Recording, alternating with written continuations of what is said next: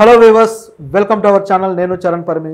తాజాగా అమెరికా మాజీ అధ్యక్షుడు డొనాల్డ్ ట్రంప్ మీద ఒక హత్యాయత్నం జరిగింది.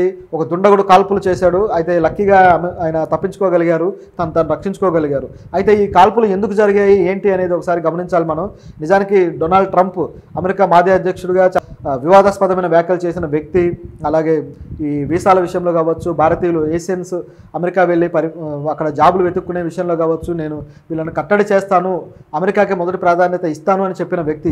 అలాంటి వ్యక్తిని, అమెరికాకి ఎంతో కీలకమైన ఒక రైట్ వింగ్ రాజకీయం చేసిన వ్యక్తిని ఎందుకు చంపడానికి ప్రయత్నించారు అనేది ఒక అనుమానం. అయితే ఈ డొనాల్డ్ ట్రంప్ రాజకీయంగా ఇలాంటి హత్యాయత్నాలు అమెరికాలో అనేకం జరుగుతూ వచ్చాయి గతం నుంచి కూడా.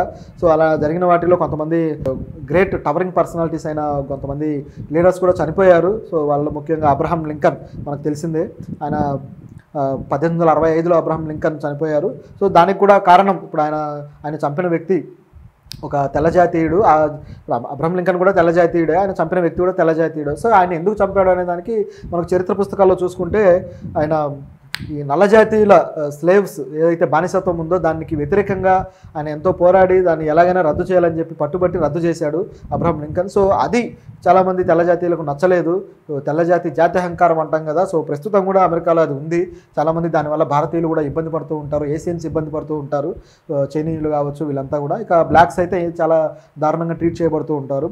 సో ఈ విధంగా పరిస్థితి ఉంది చాలా చోట్ల. అంటే పూర్తిగా అలా ఉందని కాదు, చాలా చోట్ల ఉంది. మన దేశంలో ఎట్లాగైతే కుల వివక్ష ఎక్కువ ఉంటుందో అక్కడ జాత్యహంకారం అనేది, అలాగే ఈ తెల్లజాతి వివక్ష అనేది ఎక్కువగా ఉంటూ వస్తుందన్నమాట.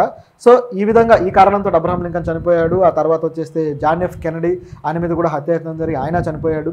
ఇట్లా కొంతమంది ఉన్నారనమాట గతంలో చనిపోయిన ప్రెసిడెంట్స్. సో ఇట్లా ఈ మాజీ ప్రెసిడెంట్ ఎవరైతే ఉన్నారో డొనాల్డ్ ట్రంప్, ఈయన మీద కూడా దాడి చేయడం జరిగింది. అయితే ఈయన తప్పించుకున్నారు. పోలీసులు వెంటనే రియాక్ట్ అయిపోయి తప్పించడం జరిగింది. ఆ దుండగుడిని నిలువరించగలిగారు. దాదాపు 180 అడుగుల దూరం నుంచి ఆయన కాల్పులు చేయడం జరిగింది.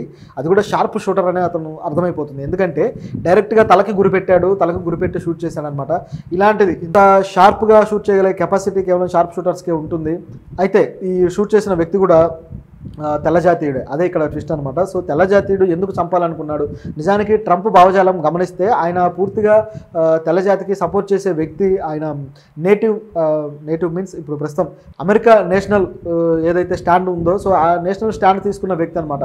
అమెరికా ఫస్ట్ అంటూ తన రాజకీయ ప్రస్థానం మొదలుపెట్టారు. ఆ విధంగానే తను గెలిచి తన పార్టీని కానీ తను కానీ ఒక ప్రైమ్ మినిస్టర్గా స్థాపించడం జరిగింది. సో అలాంటి వ్యక్తి నిజానికి గతంలో ఎప్పుడైతే ఓడిపోయారో సెకండ్ టర్మ్లో, ఆయన ఓడిపోగానే ఆయన ఒక వివాదాస్పదమైన విషయంలో ఆయన బాగా ఇరుక్కున్నారనమాట. అదేంటంటే ఆయన ఓడిపోయిన తర్వాత ఆ ఎలక్షన్లో ఆయన ఓటమిని తాను అంగీకరించలేదు. ఈ ఓటమి నేను అంగీకరించను, ఎందుకంటే ఎలక్షన్లు అంత జెన్యూన్గా అంత ఫెయిర్గా జరిగినట్లు లేదు, ఇక్కడ ఏదో జరిగింది అని చెప్పేసి ఆయన మీడియా ముందు తెలియజేయడము, వివాదాస్పద వ్యాఖ్యలు చేయడము. అమెరికా ప్రజాస్వామ్య వ్యవస్థలోనే ఇది ఒక డిఫరెంట్ కోణం అనమాట.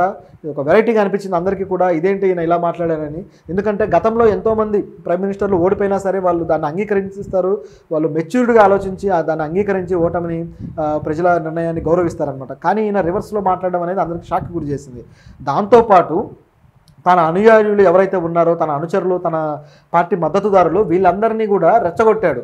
సో మీరు దాడులు చేయండి అన్నట్టుగా ఆయన రెచ్చగొట్టి దాడులు చేయించాడు. అది ఎంత దుర్మార్గంగా జరిగిందంటే, వైట్ హౌస్ ప్రజాస్వామ్యానికే మచ్చు తునక లాంటి, ప్రజాస్వామ్యానికే ఒక పెట్టని కోట లాంటి ఈ అమెరికాలో ఈ వైట్ హౌస్ అనేది ఎంతో గొప్ప పేరున్న ప్రజాస్వామ్య విలువలకు చిహ్నంగా చెప్పుకోగలిగే ఈ వైట్ హౌస్ మీద దాడి చేయించాడు. సో ఈ దాడి అనేది ఒక్కసారిగా యావత్ ప్రపంచాన్ని కూడా షాక్కి గురి చేసింది.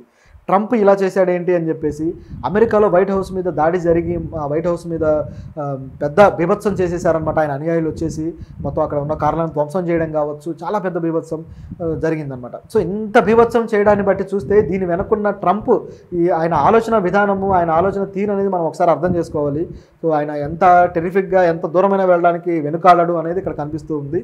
అంతేకాకుండా గతంలో ఇప్పుడు ముస్లిం దేశాల నుంచి శరణార్థులను కానీ వీళ్ళెవరిని మేము రానివ్వము, ఎవరిని రానివ్వము అని చెప్పేసి ఆయన హుకుం జారీ చేయడము, దానికి తగ్గట్టుగా ఆయన కొన్ని ప్రణాళికలు రూపొందించడం కూడా చూసాం.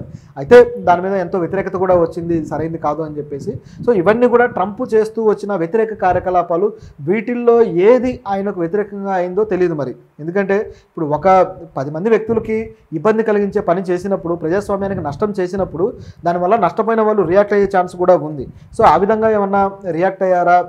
సో ఇప్పుడు ఈ వైట్ హౌస్ మీద దాడి కావచ్చు, దీంట్లో ట్రంప్ మీద ఎవరైనా కోపం పెట్టుకొని చేశారా, లేకపోతే ఆయన ముఖ్యంగా ఈ తెల్లజాతి జాత్యహంకారాన్ని కాస్త ఆయన ప్రోత్సహిస్తూ వచ్చిన వ్యక్తి అనమాట. దీనివల్ల ఎవరన్నా వ్యతిరేకంగా ఆయనకు తిరగడం జరిగిందా?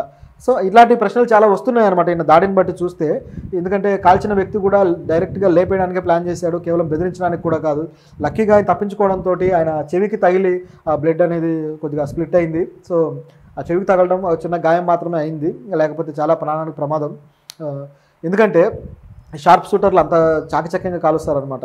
ఇది చూస్తే మనకి అతడు సినిమాలో ఒక సన్నివేశం ఉంటుందన్నమాట, ఆ సన్నివేశం గుర్తురాక మానదు. అయితే దాని వెనక రాజకీయ లబ్ధి కోసం ఆ క్యారెక్టర్ చేస్తుంది. ఒకవేళ అలాంటిది ఏమైనా ప్రయత్నమా ఇది అనే డౌట్ కూడా ఉందన్నమాట. అయితే ఇంకా FBI ఇన్వెస్టిగేషన్ జరగాల్సి ఉంది, మరి వాళ్ళు ఏం చెప్తారు ఏంటి అనేది కూడా చూడాలి. అయితే దీంతోపాటు ఇప్పుడు ట్రంప్కి ఆల్రెడీ ఇప్పుడున్న ఎలక్షన్లో దాదాపు ప్రజల మద్దతు అంతా ఈయన వైపే ఉంది. ప్రజలు అన్ని సర్వేలు కూడా ట్రంపే గెలుస్తాడని చెప్పి చెప్తూ ఉన్నాయన్నమాట. సో మరి ఇంత సపోర్ట్ ఉన్నప్పుడు ట్రంప్ గెలవకూడదని ఎవరన్నా కుట్ర పన్ని ఇలాంటి ప్రయత్నం చేశారా అనేది కూడా చూడాల్సిన అవసరం ఉంది. అయితే దీన్ని ఖండిస్తూ మన భారతదేశ ప్రధాని మోడీ ఖండించారు తీవ్రంగా. అలాగే మరికొంతమంది ఇతర దేశాల ప్రధానులు కూడా ఖండించారు. ఎందుకంటే ఇలాంటి ఒక అగ్రరాజ్యమైన అమెరికాలో ఇలాంటి జరగడం అనేది ఈ మోడర్న్ సొసైటీలో చాలా షాక్కి గురి చేసేది. గతంలో అంటే ఇప్పుడు అబ్రహాం లింకన్ జరిగిన టైంలో అంటే 19th సెంచరీ అట్లా పాత జనరేషన్ కాబట్టి అప్పుడు అవకాశం ఉందేమో. కానీ ఇప్పుడు అలాంటి జరగడం మాత్రం నిజంగా షాక్ గురి చేసేది. మన ఇండియాలో కూడా ఇట్లా ప్రైమ్ మినిస్టర్ల మీద జరగటము, వాళ్ళు చనిపోవడం మనం అనేకం చూసామన్నమాట. సో ఈ విద్వేషపూరితమైన ఈ రాజకీయ కక్షలు అనేవి ఇంత దుర్మార్గానికి కూడా ఒడిగట్టడానికి వెనుకాడడం అనే దానికి ఇది ఒక ఉదాహరణ. ఇప్పుడు ట్రంప్ తన స్టాండ్లో ఏమన్నా మార్పులు చేసుకుంటాడా తన రాజకీయపరమైన స్టాండ్స్లో కానీ? సో ఈ చంపడానికి ప్రయత్నించిన వాళ్ళు ఏదైనా ఆర్గనైజేషన్ నుంచి ఉన్నారా, లేదా ఏదైనా టెర్రరిజం ఆర్గనైజేషన్ నుంచి ఉన్నారా? ఇవన్నీ ఇక తెలియాల్సి ఉంది. సో ఇంకా దీంట్లో ఏమేమి జరుగుతుందో మనం చూడాలి.